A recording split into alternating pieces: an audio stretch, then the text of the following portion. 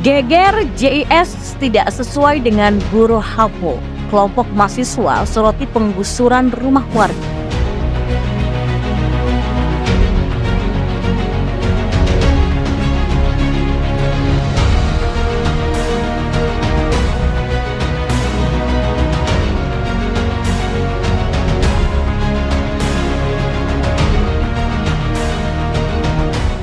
Propertindo Jakpro sebagai pemilik aset, mereka sudah melayangkan banding administratif terhadap pemerintah provinsi atau Pemprov DKI Jakarta dan PT Jak.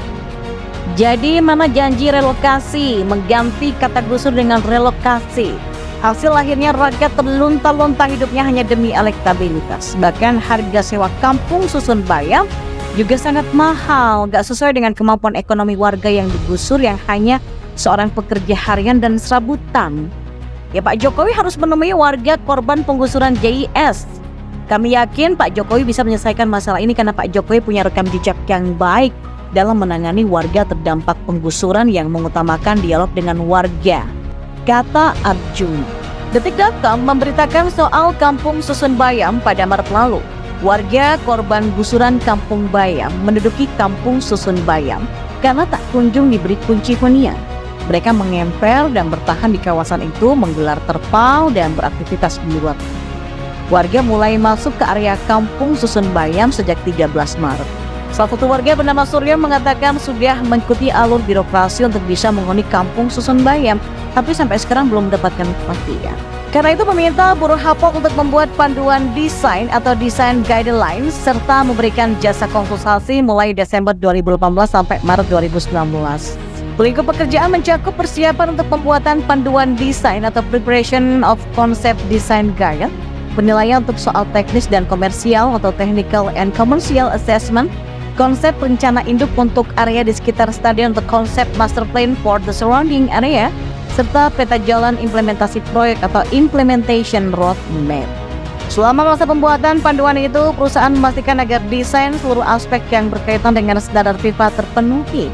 Selanjutnya, setelah rangkaian pekerjaan di atas selesai, buruh HAPO diminta untuk meninjau konsep desain yang dipersiapkan oleh pihak lainnya. Dalam hal ini adalah konsultan yang ditunjuk oleh Jakpro. Hasil tinjauan perusahaan mengidentifikasi beberapa aspek yang ternyata tidak sesuai dengan panduan konsep desain orisinal dari buruh HAPO. Dan temuan ini sudah disampaikan oleh buruh HAPO dalam surat.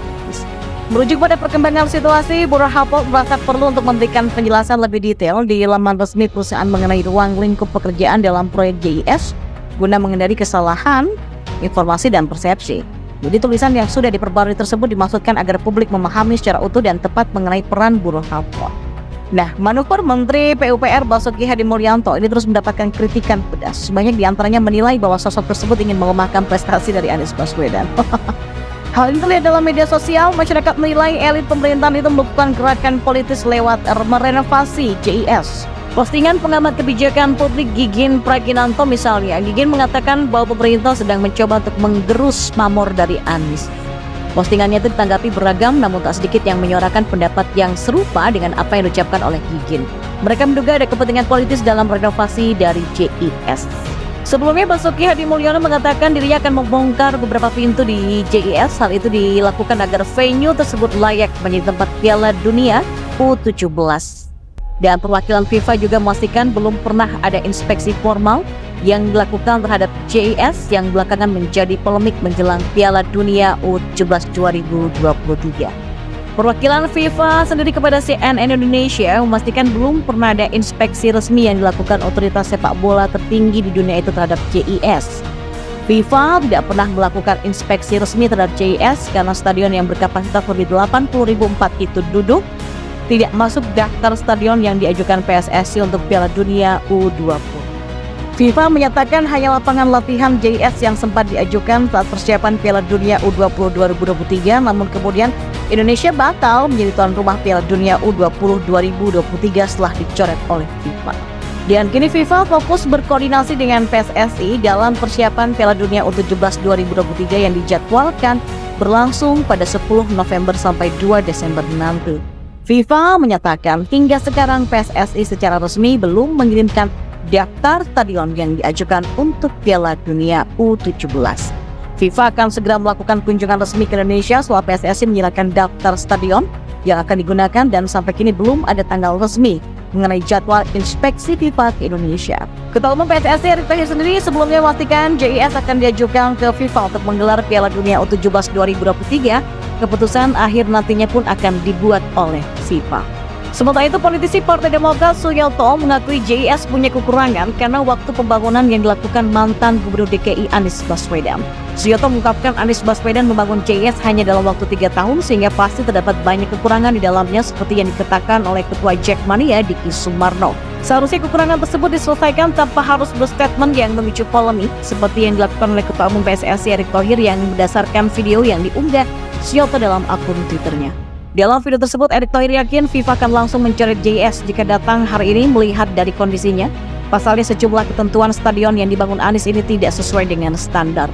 Menteri BUMN itu pun juga mendorong perbaikan JIS agar sesuai dengan standar sehingga ketika diajukan bisa memenuhi FIFA.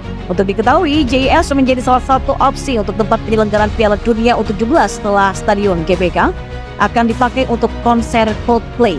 Namun hal ini menimbulkan polemik karena JIS dianggap PSSI belum berstandar FIFA dan rencana renovasi menimbulkan banyak kecurigaan lantaran dikaitkan dengan politik.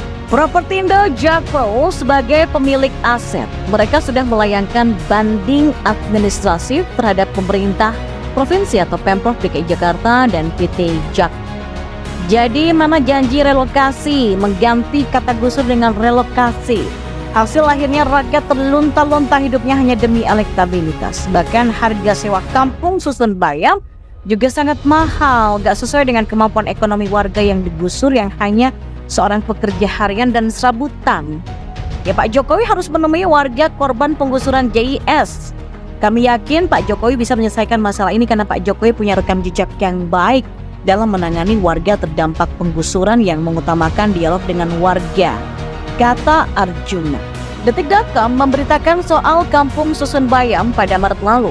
Warga korban gusuran Kampung Bayam menduduki Kampung Susun Bayam karena tak kunjung diberi kunci hunian. Mereka mengempel dan bertahan di kawasan itu, menggelar terpal dan beraktivitas di luarnya. Warga mulai masuk ke area Kampung Susun Bayam sejak 13 Maret. Salah satu warga bernama Surya mengatakan sudah mengikuti alur birokrasi untuk bisa menghuni Kampung Susun Bayam, tapi sampai sekarang belum mendapatkan kepastian.